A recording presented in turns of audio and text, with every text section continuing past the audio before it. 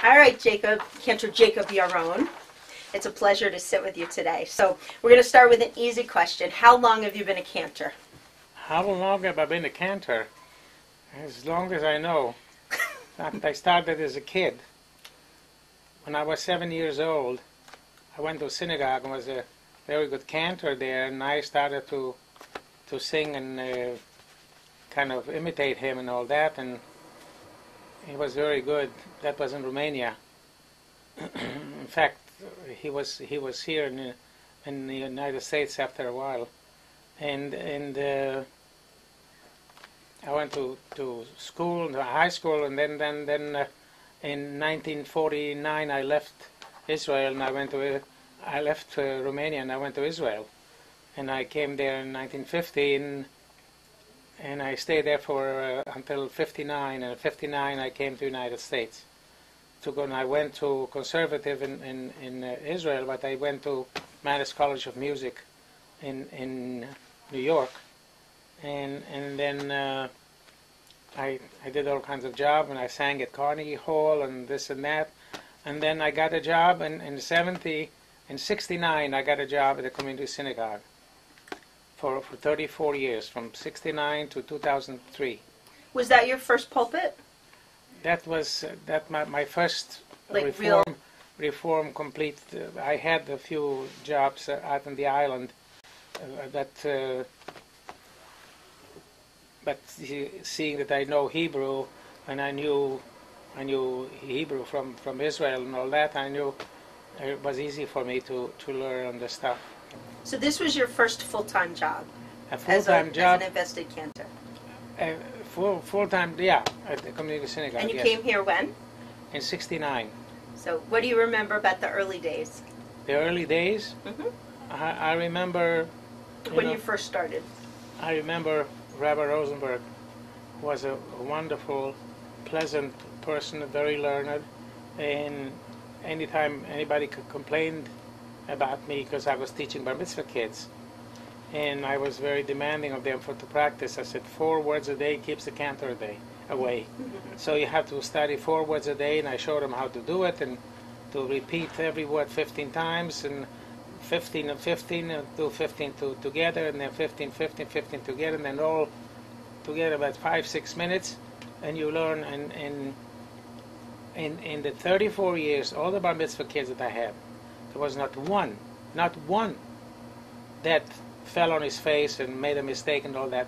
They all knew their stuff, because I learned that when I was studying opera, that you remember the words, the right side of the brain, as they're remembering, and once you do it and you sing, then you have it. You don't have to learn it again. You know it. And the kids, they all knew the Torah portion by heart. What was your favorite job responsibility? What was your favorite part of your job, do you think? Well, I was working with a choir, and that was, I was teaching him some new songs and this and that, and I had a real, more people came. In fact, there was a small choir. There were like 8 people in the choir. So then every time somebody came and to do a blessing for the Torah and this and that, and I heard them right. sing this, I said, you have a good voice. Would you like to sing in the choir? Said, well, I don't know. I said, yeah, you have a good voice. You'll enjoy yourself. So I got a lot of people coming into the choir. Do you feel like in America in general that the role of the cantor has changed? That it's different than when you first started? Well, it depends on the cantor. See, I studied to be a rabbi. In 2001, a friend called me and he says, "Can you lend me this and this book? And I know you have a big library." This. I says, "Why you do that?" He says, "Well, I'm retiring." And he says, and I'm starting to be a rabbi. I said, "Why? You hate your rabbi. Why do you want to be a rabbi?" He says, "Well, I'm retiring. Who's going to hire an old cantor? But the rabbi and a cantor, that's different." He says, "So I want to be able to make some money after I'm retired." So I said, "Gee, that's a good idea." How was your relationship with the congregants here? Very good. Yeah, I think so. Yeah. Like every time I come, oh, Cantor, how are Yeah. you, Cantor? We're You know? still happy to see you. Yeah. What do you think that Reform Judaism has changed over the years since you first started? Well, I think that there's more how shall I say? They used to look for the shorter you do, the less you do, the better it was. But now they want to go to the whole service, do the whole service. In fact, I see that the conservatives. I go to a conservative synagogue now, and they do the same thing. They keep doing. They don't want to cut too much, you know. So it's a full service. People are looking for a little more. Uh-huh. Well, they're looking to have a service, not you know, go to page 22 and we continue on page 44. Right. You know, jump, and then before you know it, it's 25 minutes and it's finished. Go home. Not anymore. What would you hope that your colleagues would say about you? What would you like your colleagues to say about you?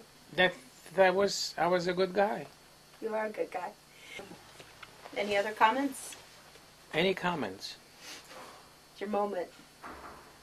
I've seen in my experience now of being a rabbi and a cantor that I enjoy being a cantor much more than I enjoy being a rabbi.